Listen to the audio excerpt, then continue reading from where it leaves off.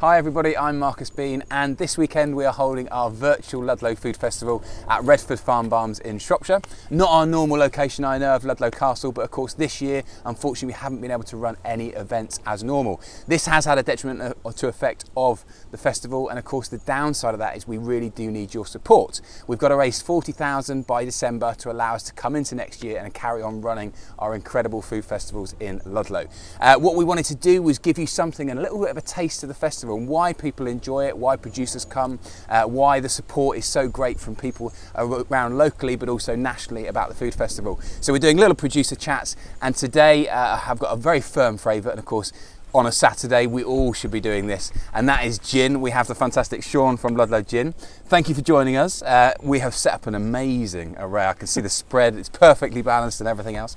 Just tell us a little bit about Ludlow Gin for anybody who doesn't know. So we started 2 years ago at Ludlow Festival, so it's our second birthday this weekend. Excellent, congratulations. It's been a roller coaster ride, but we started off with our little Ludlow Dry all that time ago, and now we have a range of 8 drinks available. Wow. So you're just changing all the time, adapting. 6 gins, 2 liqueurs, adapting, collaborating, having fun. It's been a good year. Bit of a roller coaster year. But yeah, I think that's the thing. And have you found that, you know, everybody sort of had different takes on COVID and how it's happened, and again how it's affected businesses. For yourself, have you had, has it been sort of a good thing? Have people been buying online, that sort of stuff? Yeah, it's been good for us. We'd always planned to go online, direct to customer. Yeah. And that just forced us to get on with it, and actually speeded everything up a little bit. Yeah, it's been great. So and lots of interaction with our social media. So we've now got 15,000 followers on social media, which is incredible, really. You know, we started off with 3,000 at the beginning of the year. Yeah. So it's been huge growth for us. Exactly. I think the great thing as well, of course, which we all love, of course, is that the name, it's got Ludlow on it, it's attached to it.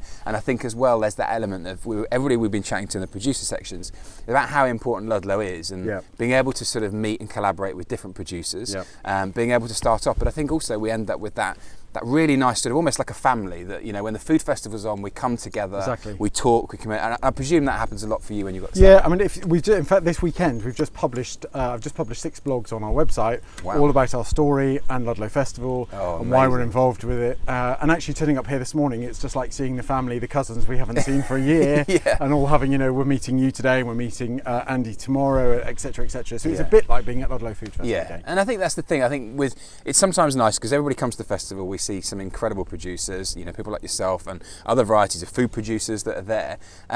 In terms of, sort of calendar year, you're always busy, as you said, writing blogs, getting stuff ready, promoting the band and working really hard to promote the business. How important is it to have things like a stand and that involvement in something like Ludlow Food Festival? So Ludlow Food Festival for us is the time when we meet our kind of core customer base. So we always do the Spring Festival, the Autumn Festival, and we also do the Medieval Festival. So we make sure that there's a real priority of covering the Ludlow event. Because it's our core family, really, when we get to see people. I mean, last year it was ridiculous. There were 4 of us on the stand and people were no less than 3 or 4 deep for the whole weekend. It's crazy. It's a bit insane not seeing people. Yeah, and I think that's the thing. I think we're all adapting and changing. Obviously, like even this weekend with the virtual, we're doing that balance of social distancing and doing. But it's nice to see, and I think that was so important for us with the virtual, was to try and allow people to still see you, you to come and give your support, which you're obviously always doing, which is great, and then allow people to realise that we need to come back next year, so we need to raise the funds. You've got some glasses. I've got some stuff.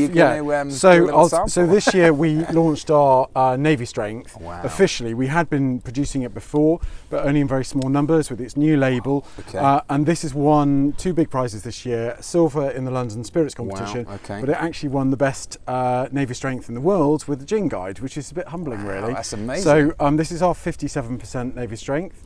My glamorous assistant Louise is going to chuck a bottle at us in a 57%. And what percent is normally the So gin? Our normal percent is 42. That's a kind of craft strength. Saturday morning, I don't know. So this is 57%. I'm not driving, don't worry, it's okay. 57% because you could, in the Navy, you could add the gin to gunpowder and the gunpowder would still ignite. Oh, wow. It's crazy, isn't it? I don't want to breathe too close to the fire. But it's not over. I mean, it should be quite smooth. Yeah, very smooth. Yeah, so it's like drinking. Got that heat. It's got that back heat, but it's like drinking a single malt, basically. So we're really proud of that. That's been a huge success for us this year, particularly amongst the connoisseurs. And then the other thing we've had this year, so these products would have been launched at Ludlow Festival. Is the limited edition gin that we did for the Craft Gin Club. This was a huge project, particularly for Ludlow. We'd always I imagine that Ludlow Gin was a new way of promoting Ludlow. Ludlow needed something. Yeah, totally. Yeah. New. It needs to reinvent itself all the time. And we're very pleased to say that this went to something like 47,000 homes in England, a single bottle. So it was probably drunk, we reckon, by about 250,000 people. That's incredible. With, of course, the name, which is iconic too. Of course, helping bringing people to the town, but also the festival, and of course supporting your business at the same time. So every week we do a cocktails and conversation online, a bit like this. And people from all over the country are buying Ludlow Gin, they're tuning into us, they want to visit the town, they read about our blogs. It just creates a sense of energy. So I'm going to combine a couple of things for you now. Our limited edition Elderflower Chamomile Lemon Verbena, our coffee liqueur, with some gin as well. Wow. So this coffee liqueur is insane stuff. Okay. It's a Peruvian coffee. Wow. Roasted by Extract Coffee in Bristol. And then we combine it with some dark sugar, and then I'm going to use this great product, Paso Vermouth, made by Tom at Paso Primero Wines. I've put a little bit of dried Seville orange in here as well, and this is a coffee Negroni, so something to perk you up or start your day off. Have a go with that. After you've had a 57% navy gin. We're all about hairs on your chest here this morning. Goodness. Oh, just the smell of that. It's crazy, amazing, isn't it? Yeah. And I'm going to do something else for you as well. Oh wow, that's like good. I mean, but super smooth, almost like you'd be drinking like almost a bit of squash in. But it's crazy, isn't it? So you can't taste the alcohol. You can make it a little bit more. You can increase the orange factor by adding a little orange bitters into that, or even a wedge of fresh orange. But in fact, in there is a piece of Seville orange that I foraged from Seville in February. Amazing! Look at that. And smuggled back. Wow. So that's just some of the products we're doing in the ranges. I'm going to show you something else. I did have a spare glass here. When you've been doing Ludlow over the years, we've talked a lot about sort of the collaborations between producers. So it's great to be there, obviously promoting your business, and obviously interacting with people who come, from food writers to chefs to to people visiting the town. But also as well, have you had many collaborations that have come from sort of meeting people at the food festival? Yeah, I mean, I think there's always interest in the food festival. I mean, inevitably, things like the Craft Gin Club have been a success for us because people pick us up at these food festivals. We've got some exciting collaborations coming off this year, mostly in London, which is great because and some of them have, two of them have real national presence. So if that all happens, it just extends the reach of Ludlow out into the wider market, really. Well, I think that's key, and I think one thing is that sometimes we know that whether when you're in Shropshire, that you've got some incredible producers and some incredible artisans and some great businesses, but actually we don't always get the opportunity to be shouted out around the further counties nationally as well. And I think now with online presence, with social media, we have that reach, and if people are allowed to do that and be able to support us for next year, we still want to keep bringing it back, because I think you need that presence that you're on the show, but at the same time balance with social media. It's incredible. Exactly. So this is something a little fun, because you're a chef. I thought I'd make something up. Oh, okay. I have to confess that I made this up for Claude Bosey last week when I had a meeting with him. I feel very privileged. Claude likes hibiscus. Yes. So this is actually rose hibiscus and ginger cordial. That I rustled up last week before I had a meeting with him. People like pink gin. I don't like artificial flavours. Okay. So this is a way of making your gin pink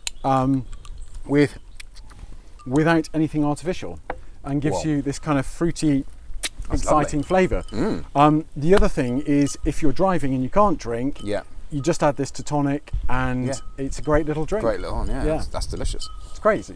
It also works really well. You can put a teaspoon of this in a traditional Negroni.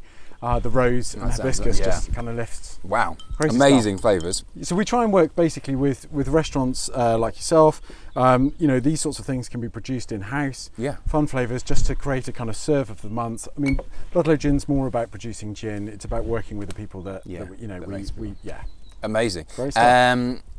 Incredible flavours, incredible drinks. I'm just sitting by the fire now, enjoying my gin. I'd say actually, I think the coffee. It's insane, isn't it? Because I think that's because it's something that sort of surprised me and has that amazing combination of flavours.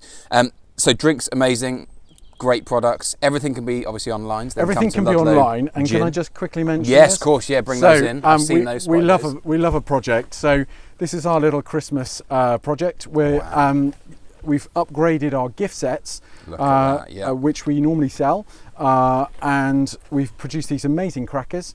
They have a premium hat inside, a joke, a miniature of each, and a good quality joke. Yeah. There was a big talk in the distillery about whether we should write the jokes, but I think they were too smutty, so we didn't go down that route. Yeah, fair enough. But they'll be on sale on our online direct from us, and also our farm shops and independent retailers. Fantastic. What is the website?